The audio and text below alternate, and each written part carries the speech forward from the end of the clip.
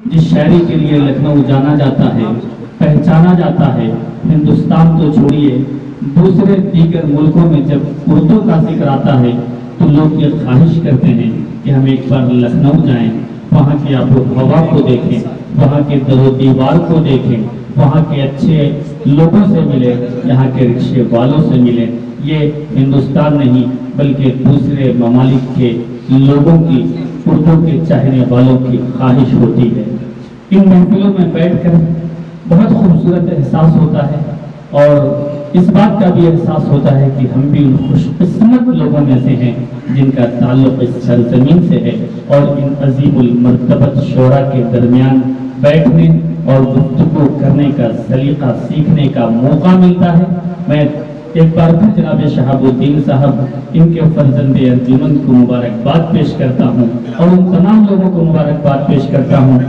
جی بلال لکھنوی صاحب جو ہر وقت اپنے مہمانوں کی خدمت میں مصروف رہتے ہیں، اور ان تمام لوگوں کا شکریہ جن کا دامے درمے قدمے سخن تعاون ہے۔ آپ تمام شعراء کا شکریہ۔ اس محفل کو سجانے میں اگر شہاب الدین صاحب لاکھ کوشش کر دیں، اگر شعراء کی حاضری نہ ہو تو اتنی خوبصورت محفل سجنی بہت مشکل ہے۔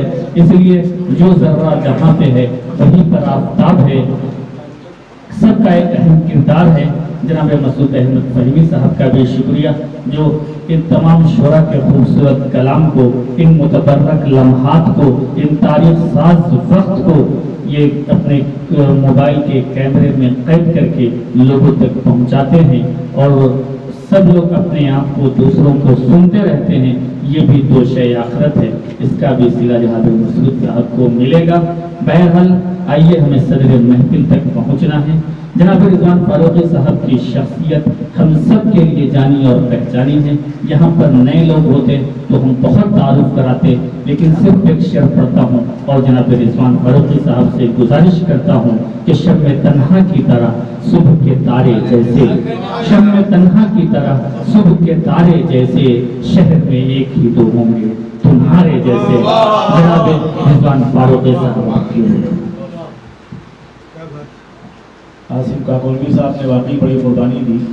ہوتا عام طور پہ یہ کہ ناظم بولتا بھی زیادہ ہے، پڑھتا بھی زیادہ ہے، تو پڑھا تو انہوں نے بالکل نہیں اور بولے بھی کم کم۔ اس قربانی کے لیے ہم لوگ تو کیا صلاح دیں گے، لیکن یقین ہے کہ صحابہ ان کے جن کو آئیڈیل بنایا اصحاب مصطفیٰ تھے، وہ تو مصطفیٰ، اور اس کے بعد اللہ رب العزت تک جو ہم کو احکام ملتے ہیں، اس سلسلے میں جو انہوں نے اپنی قربانی دی وہ قبول ہوگی، اور یہاں سے وہاں تک یہ سرخرو یہ شاعری و آواز وقتی ہے، لیکن وہاں کی سربلندی جو ہے وہ دائمی ہے۔ خدا کرے وہ ان کو سربلندی عطا ہو۔ یہاں پہ بہت اچھی شاعری ہوئی، بالخصوص جناب خلیل اختر صاحب تشریف لے آئے، انہوں نے مولانا اول صاحب کا وہ کلام پیش کر دیا جو روحانی بھی تھا، اتنا پرکیف تھا کہ اس کی کیفیت ابھی تک جاری ہے۔ اور حقیقت یہ ہے کہ ایسے کلام کو 50,000 کے مجمع میں پڑھا جائے تو مجمع کم ہو سکتا ہے، لیکن اس کی افادیت کم نہیں ہو سکتی۔ ایسا کلام کوئی بھی کہے تو اس کی عاقبت کے سنورنے میں کوئی تغیر یا تکلف نہیں ہے۔ اللہ تعالیٰ ان کی عاقبت کو بھی سنوارے اور ان کو سربلندی اور سرخروی عطا کرے۔ وہ واقعی اپنے خاندان کے بزرگوں میں تھے، یعنی عالم تو بہت ہوتے ہیں، لیکن علماء میں جو صلحاء ہوتے ہیں اور بالخصوص جو بالکل فقیر منش ہوتے ہیں مجذوب ٹائپ کے، مولانا اول صاحب کو میں نے ویسا پایا۔ بڑے بڑے تبلیغی جماعت والوں کو میں نے دیکھا کہ وہ ان کے پاؤں دبا رہے ہیں، لیکن ان کی گردن میں ہمیشہ خم دیکھا۔ وہ چلتے تھے تو ان کو اپنے لباس کا بھی کوئی خاص خیال نہیں تھا، جہاں تک میں نے دیکھا۔ جبکہ آج کل تو مولوی بہت ہی سمجھیے ضرب برق لگژری گاڑیوں میں گھومتا ہے، کہیں سے لگتا ہی نہیں کہ ان کو دنیا سے جانا نہیں۔ اور اللہ کے رسول کے جو اصحاب تھے اس میں کوئی شخص بھی بے ڈول نہیں تھا، کوئی فربہ نہیں تھا۔ یعنی حضرت عمر نے، جن کا ہم لوگ بہت ذکر کرتے ہیں، کرنا چاہیے نہیں تھکتے، لیکن عمل کا معاملہ صفر ہے۔ انہوں نے ایک صحابی کو بلایا، کہا کہ آپ بیمار ہو؟ تو انہوں نے کہا کہ نہیں میں قاری ہوں۔ ان کا اچھا، اللہ کے رسول سے بڑے قاری ہو؟ ان کو ایک چمڑا لگایا، وہ دوڑنے لگے، کہنے جاؤ دوڑ کے گھوڑے پر سوار ہو۔ تو اس طرح کی امت چاہتے تھے رسول اور ان کے اصحاب، اور کس طرح کے ہم لوگ ہو گئے جدون والے مسلمان۔ یعنی کیا اچھا شعر کہا ہے رشید کوثر فاروقی نے کہ بجائے سنت شمشیر سنت مسواک، جناب شیخ بھی ہے پانچویں سواروں۔ اسی طرح کا ہے، ہم لوگ اگر کاش عمل کرنے والے لوگ بن جائیں آج یہاں جو بھی جہاں ذرہ ہے وہ آفتاب ہے، چونکہ نعت و منقبت کے حوالے سے گفتگو ہوئی ہے، اس لیے کسی کو حقیر فقیر سمجھنا خود کو درگور کرنا ہے۔ جناب ہارون رشید صاحب نے بامقصد آغاز کیا قرأت قرآن سے، وہ باقاعدہ قاری ہیں، اور ہمارے دور میں دنیا میں انجینئر، ڈاکٹر اور کیسے کیسے لوگ پیدا کیے جا رہے ہیں، لیکن ہم قاری قرآن اور حافظ قرآن کو اس طرح فرض نہیں کرتے جس طرح کی کرنا چاہیے۔ حافظ قرآن ہی کا وہ درجہ ہے کہ اس سے کہا جائے گا کہ تم قرآن پڑھتے رہو اور اپنے مدارس طے کرتے رہو، یہ تو علماء کے بارے میں بھی نہیں آیا۔ اور شاعر رسول کی حیثیت کیا، یہ بھی ہمیں سمجھنا چاہیے کہ جب اکابر صحابہ موجود تھے، اس موجودگی میں حسان بن ثابت کو اس بنیاد پہ اللہ کے رسول نے منبر مبارک پہ بیٹھانا، عزت افزائی کی کہ وہ اللہ کے رسول کی توصیف بیان کرتے تھے۔ یعنی اس دور میں اکابر علماء کی کمی نہیں تھی، اکابر صحابہ تھے، ان سے بڑے بڑے تھے، ان کے نام لینے کی ضرورت نہیں، سب ملت جانتی ہے، لیکن حسان بن ثابت کو جو ردائے مبارک پیش کی گئی، جو عزت و احترام دیا گیا، وہ ان کی نعت رسول کی وجہ سے دیا گیا۔ نعت کی شاعری کو کمتر نہیں سمجھنا چاہیے۔ اکثر لوگ یہ کہتے ہیں کہ صاحب شاعروں کا ٹھکانہ جہنم ہے، لیکن وہ کون سے شاعر ہیں وہ بھی سمجھ لینا چاہیے۔ اللہ تعالیٰ نے ہر چیز کی وضاحت کر دی ہے، تو شعراء کا مقام و مرتبہ بہت بلند ہے، بشرطے کہ وہی شاعری کریں جو حسان بن ثابت، عبداللہ بن رواحہ اور دیگر اصحاب نے کی ہے۔ جب اللہ کے رسول آئے تو انہوں نے انقلاب یہ برپا کیا کہ اس سے پہلے کی شاعری تھی جو واقعی علم و فضل و کمال سے بھرپور تھی، اس کو رد کر دیا اور کہا کہ اب جو شاعری ہوگی اس میں غلو نہیں ہوگا، کذب نہیں ہوگا، اب جو شاعری ہوگی وہ حقیقت پہ مبنی ہوگی۔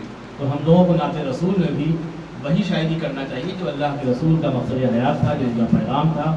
یہ نہیں کہ ہم رسول کو اتنا بڑھا دیں جس طرح ایک طبقہ بڑھاتا ہے، حضرت علی کرم اللہ وجہہ کو اس طرح بیان کرتا ہے، لگتا ہے کہ یہ مولا سے مراد وہی مولا ہے جو اوپر بیٹھے ہیں، یہ خود اللہ تعالیٰ۔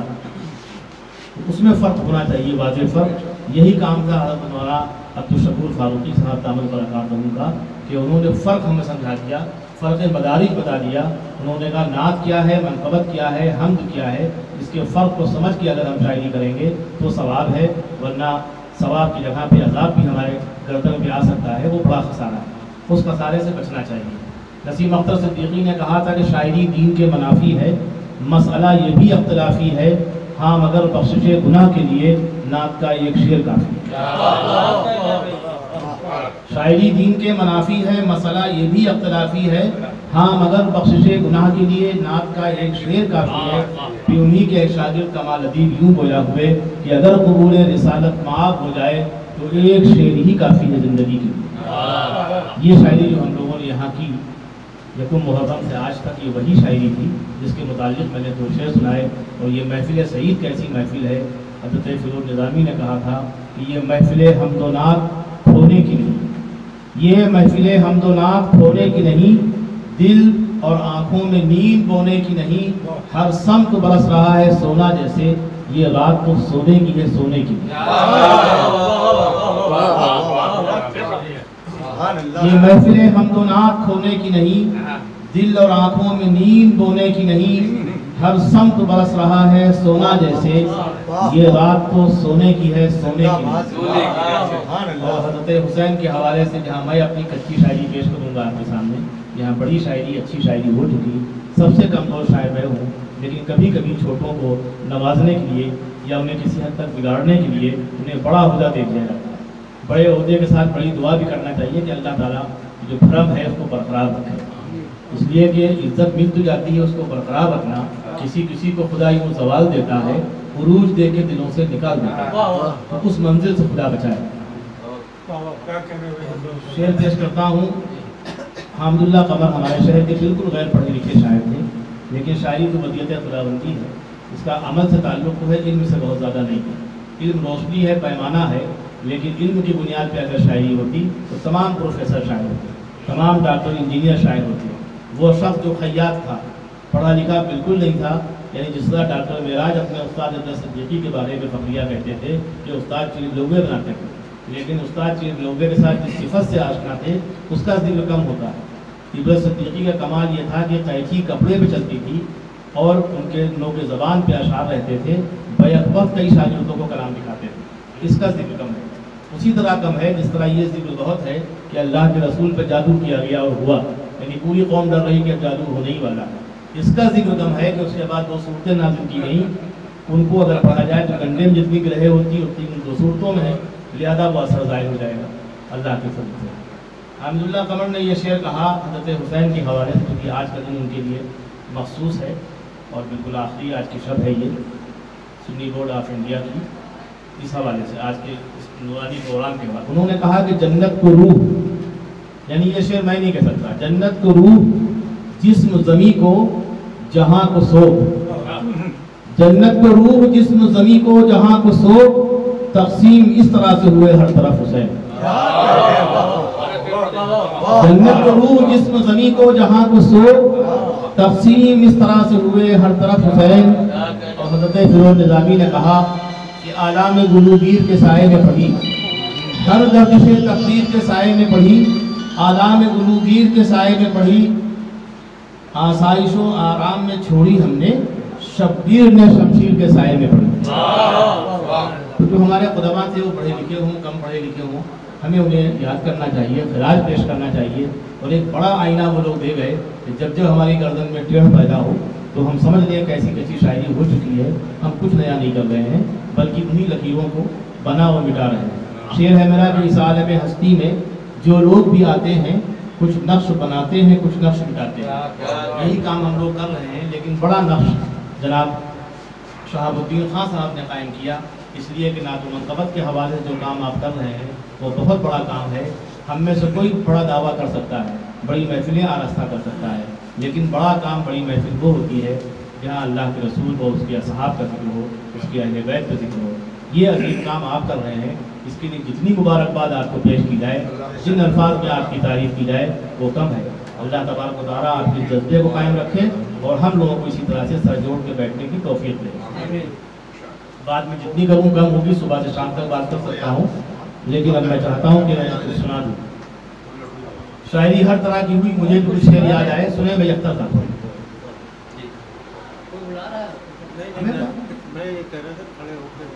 ہاں یہ کہہ رہے ہیں کہ لیڈر کی طرح کھڑے ہو جائے۔ کی بات چالو ہوئی تھی حضرت عمر فاروق سے، یکم محرم سے، اور ختم ہوئی حضرت حسین سے، تو میں دونوں کلام پیش کروں گا، بہت زیادہ نہیں، کم کم پیش کروں گا۔ شعر پیش کرتا ہوں، نعت مبارک کے 2 شعر سماعت فرمائیں۔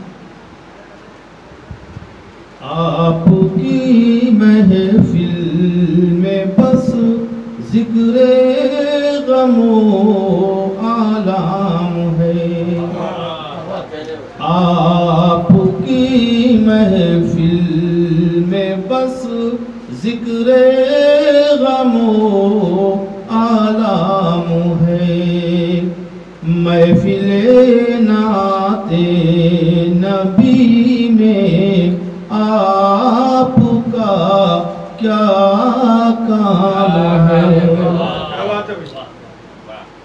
آپ کی محفل میں بس ذکر غم و آلام ہے، محفل نعت نبی میں آپ کا کیا کام ہے،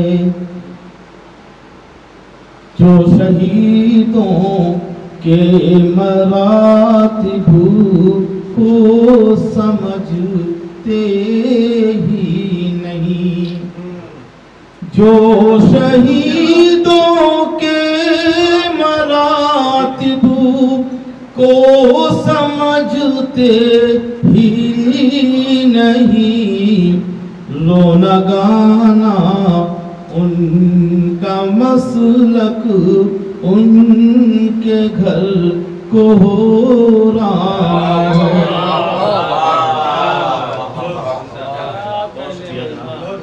اور اپنا ہی یہ قطع پڑھ کے بات آگے بڑھتا ہوں کہ حضرت عمر کا کیا معاملہ تھا، کیا درجہ ہے اور کیا لوگ کرتے ہیں۔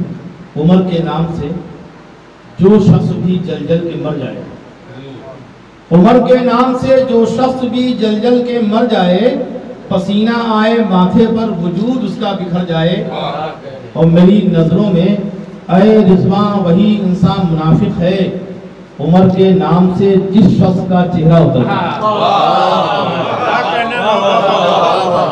عمر کے نام سے جو شخص بھی جل جل جل کے مر جائے، پسینہ آئے ماتھے پر وجود اس کا بکھر جائے، میری نظروں میں اے رضواں وہی انسان منافق ہے عمر کے نام سے جس شخص کا چہرہ اتر جائے۔ اور نعت مبارک کا ایک شعر پڑھتا ہوں، بیچ میں حضرت عمر کا ہے وہ شعر، ایک اصحاب کا ذکر اس کے بعد حضرت عمر کا۔ ان کے اصحاب نے جس طرح گزاری ہے حیات، ان کے اصحاب نے جس طرح گزاری ہے حیات، کاش اس طرح سے ہم لوگوں کو جینا آ جائے۔ اسی محبت سے یہ شعر بھی، ذکر فاروق معظم جو کہیں چھڑ جائے،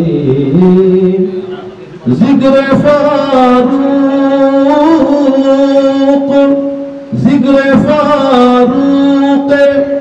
معظم جو کہیں چھڑ جائے، سارے شیطانوں کے چہروں پہ پسینہ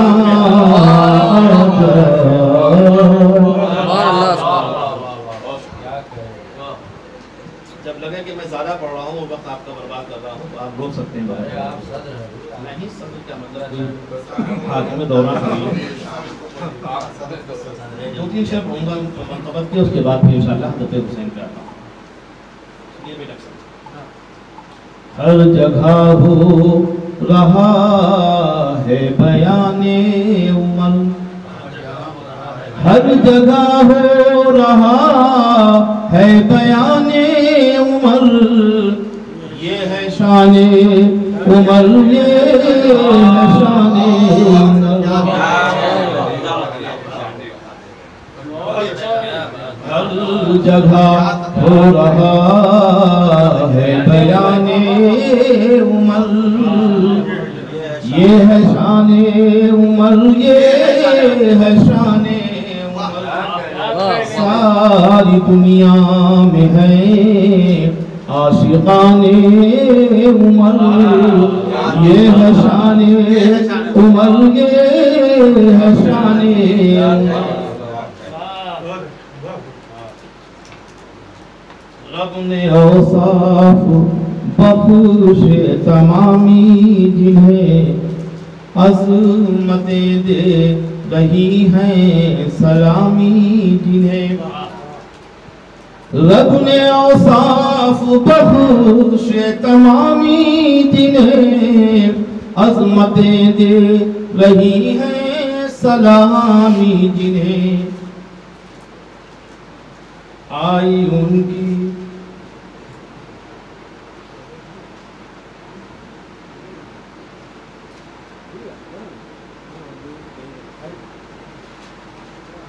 نئی شاعری کی یہ بھی دقت ہو رہا ہے، لائے گا ذات کی خوبیاں کون بتلائے گا ذات کی خوبیاں، مثل تاروں کی ہے آپ کی نیکیاں، کون بتلائے گا ذات کی خوبیاں، مثل تاروں کے ہیں آپ کی نیکیاں، خود شہیدوں جہاں مدح خانے عمر، یہ ہے شان عمر، یہ ہے شان عمر۔ یہ شعر آخری میں سماعت فرمانے، شعر بہت ہے۔ کس بلندی پہ قسمت انہیں لائی ہے، کس بلندی پہ قسمت انہیں لائی ہے، حجرے عائشہ میں جگہ پائی ہے، کس بلندی پہ قسمت انہیں لائی ہے، حجرے عائشہ میں جگہ پائی ہے، وہ ہے پاگل جو ہے بدگمان، یہ ہے شان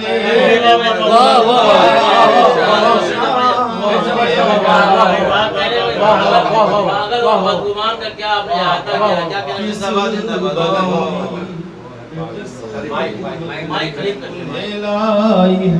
پاگل و بدگمان کس بلندی پہ قسمت انہیں لائی ہے وہ پاگل جو ہے بدگمان عمر، یہ ہے شان عمر، یہ ہے شان عمر۔ پاگل اور بدگمان کا کیا خوبصورتی جمع کیا ہے۔ دین ہے وہ اور ہم فدائے حسین، فدائے دین ہے وہ اور ہم فدائے حسین، زہ نصیب یہاں تک تو ہم کو لائے حسین۔ شعر بھی حاضر ہے۔ میرا یقین ہے جنت ضرور جائیں گے، میرا یقین ہے جنت ضرور جائیں گے، جنہوں نے رکھ لیے نظروں میں نقش پائے،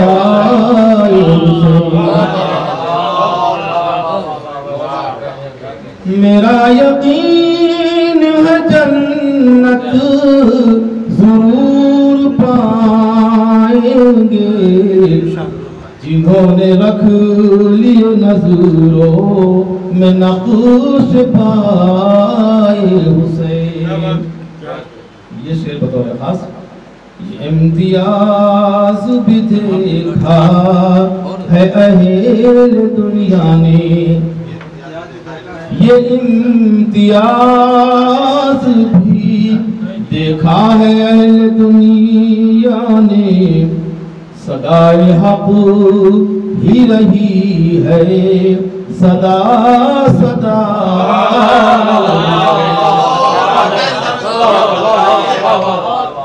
یہ امتیاز بھی دیکھا ہے اہل دنیا نے، صدائے حق ہی رہی ہے صدا صدا۔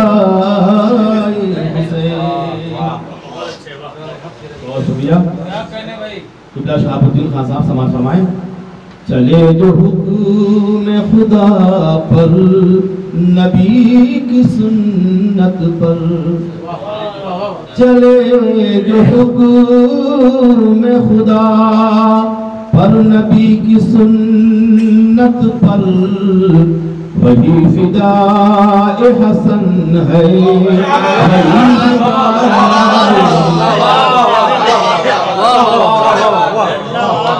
چلے جو حکم خدا پر نبی کی سنت پر، وہی فدائے حسن ہے، وہی فدائے حسین۔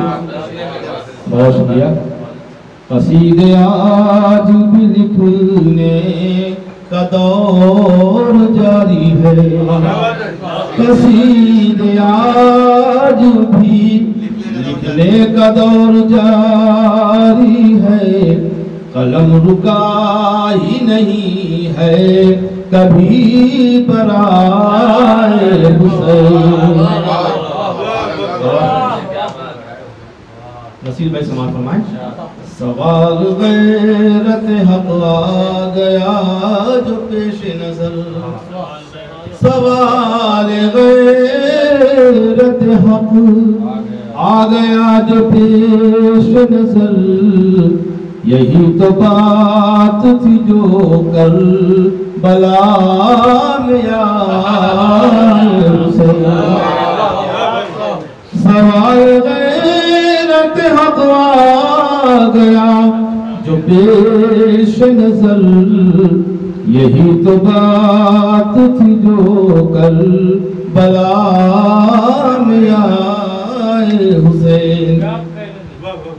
ये सुरेर भी हाजिर है। जो जानते नहीं बैअत से क्यों किया इनकार, जो जानते नहीं बैअत से क्यों किया इनकार, कसम खुदा की नहीं है वो आशना। जो जानते नहीं बैअत से क्यों किया इनकार, कसम खुदा की नहीं है वो आशना।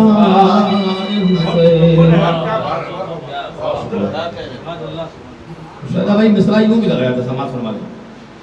जो दूर करते हैं सिद्दीक और उमर से उन्हें, जो दूर करते हैं सिद्दीक और उमर से उन्हें, कसम खुदा की नहीं है वो आशना।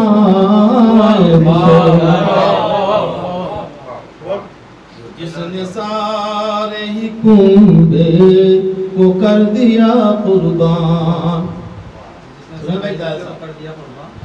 वो जिसने सारे ही कुंबे को कर दिया कुर्बान, मेरी नजर में नहीं है कोई सिवाय हुसैन। वो जिसने सारे ही कुंबे को कर दिया कुर्बान, मेरी नजर में नहीं है कोई सिवाय हुसैन। मक्ता भी हाजिर है। सनागरों में मेरा भी शुमार हो जाए, सनागरों में मेरा भी शुमार हो रिज़वान। कहे हैं मैंने भी अशआर बर बिना।